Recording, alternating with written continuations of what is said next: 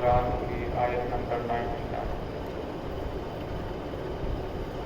اعوذ باللہ من الشیطان الرجیم،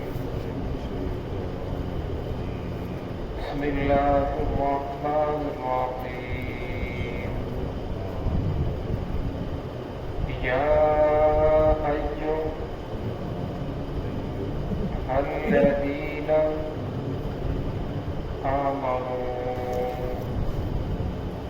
ان تطیعوا فریقا من الذین اوتوا الکتاب یردوکم بعد ایمانکم کافرین، وکیف تکفرون وانتم تتلی علیکم آیات اللہ وفیکم رسولہ ومن یعتصم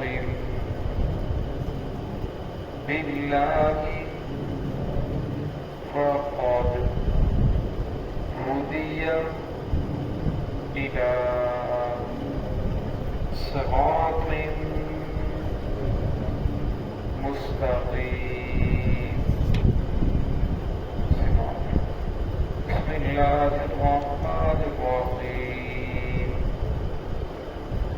يا أيها الذين آمنوا إن تطيعوا فريقا من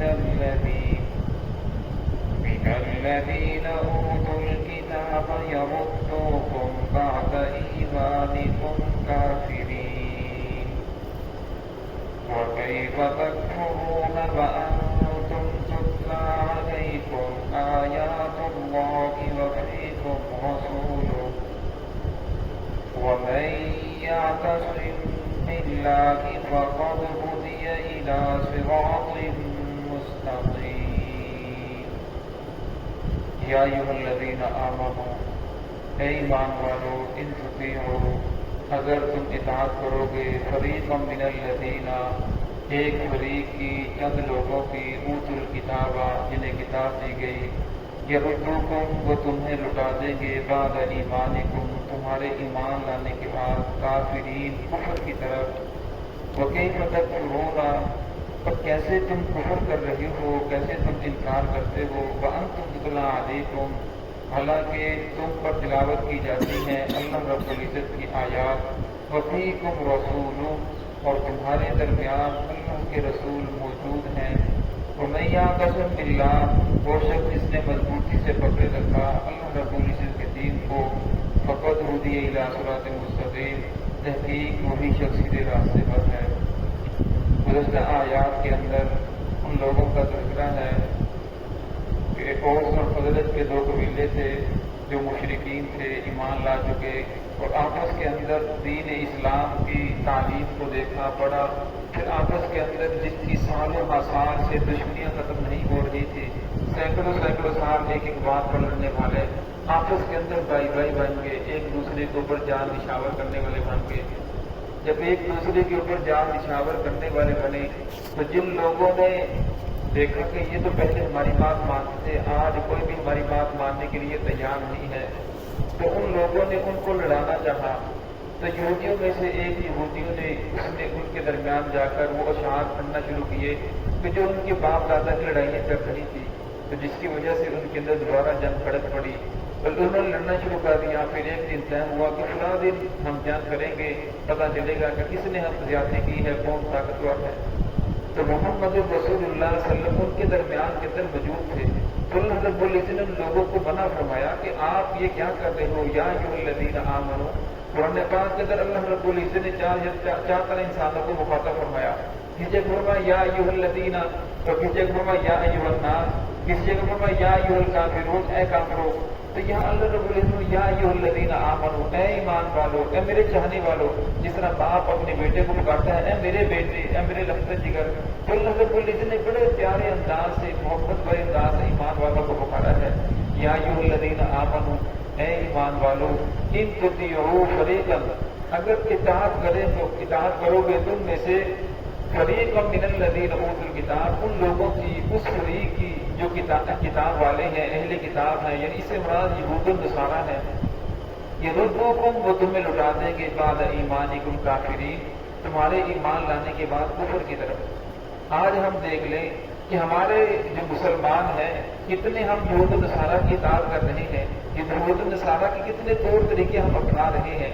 قرآن پاک کے اندر اللہ نے جگہ جگہ یہ ارشاد فرمایا کہ یہود النصارہ تمہارے دوست نہیں ہو سکتے، یہودی کبھی تمہیں فائدہ نہیں پہنچا سکتے. آج ہم دیکھ لیں، اگرچہ ہم ان کا ملک ہے اسرائیل سے تسلیم نہیں کرتے، لیکن حکم انہیں کا چل رہا ہے. پاکستان کے اندر جو بھی قانون نافذ کرتے ہیں وہ انہیں سے پوچھ کر ہوتا ہے، اور وہ بھی اتنے ظالم ہیں کہ جو عوام ہے ان کے اوپر طرح طرح کی حکم کی پٹرول بڑھا دیا جائے، ان چیزوں کے اوپر ٹیکس بڑھا دیا جائے. لیکن جو بڑے لوگ ہیں، حکماء ہیں، ان کی جو مراعات ہے وہ ان کے اوپر وہ کوئی سوال نہیں کرتے. تو عوام کو وہ پس رہے ہیں، عوام کے اوپر سختیاں کر رہے ہیں. تو فرمایا یہود النصارہ تمہارے کبھی بھی دوست نہیں ہو سکتے، یہ تمہارے دشمن ہیں. کسی تاریخ کی کتاب کو اٹھا کر دیکھ لیں، جب آپ کو پیچھے سازش نظر آئے گی اس کے پیچھے کوئی نہ کوئی یہودی ضرور کھڑا ہوگا. جب ہٹلر نے یہودیوں کو قتل کیا، جلایا، اس نے زندہ ان لوگوں کو جلا دیا، پھر لوگوں نے کہا ہٹلر بڑا ظالم ہے، تو اس نے چند لوگوں کو چھوڑ دیا. اس نے کہا ان کا جواب یہ خود مجھے لوگ دیں گے. تو آج لوگ کہتے ہیں کاش جن لوگوں کو چند کو چھوڑا تھا انہیں بھی جلا دیتا تاکہ یہ دنیا کے اندر فساد ختم کر دیتا. صرف چند لوگ ہیں جو ساری دنیا کے اوپر حکومت کر رہے ہیں، حالانکہ ان کا اپنا ملک بھی نہیں ہے، چھوٹا سا ملک ہے، کچھ مسلم ملک بھی تسلیم نہیں کرتے، لیکن ساری دنیا کے اوپر حکومت ان کی ہے. اللہ رب الفرمائے یہود النصارہ تمہارے دوست نہیں بن سکتے.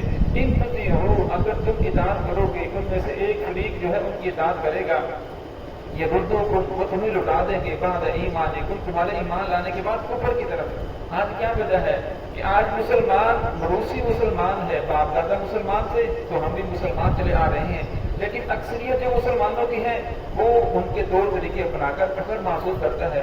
آج جب ان کے طور طریقے اپنانا شروع کیے جو ہماری عورتیں تھیں تو ان کے اندر بے حیائی آ گئی، مردوں کے اندر بے حیائی آ گئی، عورتوں نے نیم بننا لباس پہننا شروع کر دیا، سر سے دوپٹے اتر گئے، بازو ننگے ہو گئے. تو فرمایا اصل کے اندر ان کا جب طور طریقہ اپنایا، طور طریقہ اپنانے کے بعد جو سب سے پہلی ان کی جو برائی ہماری طرف منتقل ہوئی وہ بے حیائی ہے. تو بے حیائی عام ہوتی چلی گئی. فرمایا جب انسان کسی قوم کے لباس کو اختیار کرتا ہے پھر ان کی جو برائیاں ہیں وہ رفتہ رفتہ انسان کو ان کی محسوس ہونے لگتی ہیں. پھر ایک وقت آتا ہے انسان کو برائی نہیں لگتی. آج جو کچھ ہمیں نظر آ رہا ہے ہمارے باپ دادا کو دیکھ لیں، وہ تو کہیں کہ یہ تو بہت زیادہ غلط ہو رہا ہے، لیکن آج ہمیں محسوس نہیں ہو رہا، کیونکہ ایک چیز کو جب بار بار دیکھا جاتا ہے، بار بار دیکھا جاتا ہے تو آہستہ آہستہ اس کی برائی دل سے ختم ہو جاتی ہے. اور میں اگر صحیح معنی کے اندر ایمان والوں کے، مسلمانوں کے دل کے اندر محمد الرسول اللہ صلی اللہ علیہ وسلم کی محبت ہو، اللہ رب العزت کی عظمت ہو، اللہ رب العزت کی ذات میں محبت ہو، اور یہ سچے عاشق رسول ہو، تو فرمایا پھر انہیں کفار کا طور طریقہ اچھا نہ لگے، بلکہ محمد الرسول اللہ صلی اللہ علیہ وسلم کا طریقہ اچھا لگے، محمد الرسول اللہ صلی اللہ علیہ وسلم کی شریعت اچھی لگے. اور میں آج ہر مسلمان دعویٰ تو کرتا ہے کہ میں عاشق رسول ہوں، میں اللہ رب العزت کی ذات سے محبت کرنے والا ہوں. تو فرمایا یہ انسان خود فیصلہ کرے جس چیز کا میں دعویٰ کر رہا ہوں کہ میرا کردار، میرا قول، میرا عمل آپس کے اندر مطابقت ہے یا نہیں ہے. اگر مطابقت ہے تو اس کے اوپر اللہ رب کا شکر ادا کرنا چاہیے. اگر اس کے درمیان مطابقت نہیں ہے پھر انسان کو فکر کرنی چاہیے میں دعویٰ تو کسی اور چیز کا کر رہا ہوں لیکن میرا عمل کسی اور چیز کو ثابت کر رہا ہے. تو اللہ رب العزت نے یہ بار بار ارشاد فرما دیا اگر تم ان کی اطاعت کرو گے یردوکم، وہ تمہیں لٹا دیں گے بعد ایمانکم، تمہارے ایمان لانے کے بعد کفر کی طرف. فرمایا صرف تمہارا جو ہے دنیاوی نقصان نہیں ہوگا، فرمایا پھر آہستہ آہستہ تمہارا دل چاہے گا کہ ان کا طور طریقہ اپناؤ. جب ان کے طور طریقے اپناؤ گے پھر تم آہستہ آہستہ اسلام سے نکل کر کفر کے اندر داخل ہو جاؤ گے. وکیف تکفرون، فرمایا تمہیں کیا ہو گیا، تم کیوں انکار کر رہے ہو، تم کیسے کفر کر رہے ہو. وانتم تتلی علیکم، فرمایا حالانکہ تم پر تلاوت کی جاتی ہیں آیات اللہ، اللہ رب العزت کی آیات. صبح و شام قرآن پاک اترتا تھا، آپ صلی اللہ علیہ وسلم ان کے سامنے قرآن پاک پڑھتے تھے. صحابہ کرام عربی تھے، انہیں ترجمہ پڑھنے کی ضرورت نہیں تھی، قرآن پاک جب تک وہ سمجھ رہے تھے آپ سے تلاوت کرتے ہو ہر بات کو سمجھ جاتے۔ جو بات سمجھ کے اندر نہیں آتی، کسی آیت کا سیاق و سباق سمجھ کے نہ آتا، اصل کھول کر بیان کرتے انہیں وہ بات سمجھ کے اندر آ جاتی۔ فرمایا قرآن پاک آج بھی اسی طرح قرآن پاک کا معجزہ ہے، اسی طرح قرآن پاک کی شان ہے۔ اگر کوئی انسان صحیح معنی کے اندر اس قرآن پاک کو پڑھنا چاہتا ہے، سمجھنا چاہتا ہے سچی طرف لے کر، فرمایا پھر قرآن پاک کو جس طرح پڑھتا جاتا ہے آہستہ آہستہ زندگی کے اندر انقلاب آتا چلا جاتا ہے، انسان اللہ رب العزت کے قریب پر ہوتا چلا جاتا ہے۔ وفیکم رسول، فرمایا حالانکہ تمہارے درمیان اللہ کے رسول موجود ہے، کوئی بھی پریشانی ہے، کوئی مسئلہ ہے کہ رسول اللہ صلی اللہ علیہ وسلم کے سامنے پیش کرو کہ یہ مسئلہ ہے، پر تم لوگوں نے آپس کے اندر لڑنا شروع کر دیا اور ہر چیز کو بھول گئے۔ جس نبی کے واسطے سے اللہ رب نے تمہیں ایمان کی دولت سے نوازا، جس نبی کے واسطے سے اللہ رب العزت نے تمہیں آپس کے اندر بھائی بھائی بنا دیا، سینکڑوں سینکڑوں سال سے، سینکڑوں سال سے تمہاری لڑائیاں ختم نہیں ہو رہی تھی، جس نبی کی دعوت سے اللہ رب تمہیں بھائی بھائی بنا دیا اور وہ نبی تمہارے درمیان موجود ہے، پھر بھی تم لوگ لڑ رہے ہو۔ اور نہیں آتا سن اللہ، ورنہ اللہ رب العزت کے دین کو مضبوطی سے تھام لو، اگر اللہ کے دین کو مضبوطی سے تھام لو گے فقط ہدی الی صراط مستقیم، فرمایا جس نے دین کو مضبوطی سے تھاما تحقیق وہی سیدھے راستے پر ہے، وہی صراط مستقیم کے اوپر چلنے والا ہے۔ دعا ہے کہ اللہ رب العزت ہمیں محمد رسول اللہ صلی اللہ علیہ وسلم سے سچی محبت نصیب فرمائے اور آپ کے طریقوں کے مطابق زندگی گزارنے کی توفیق عطا فرمائے۔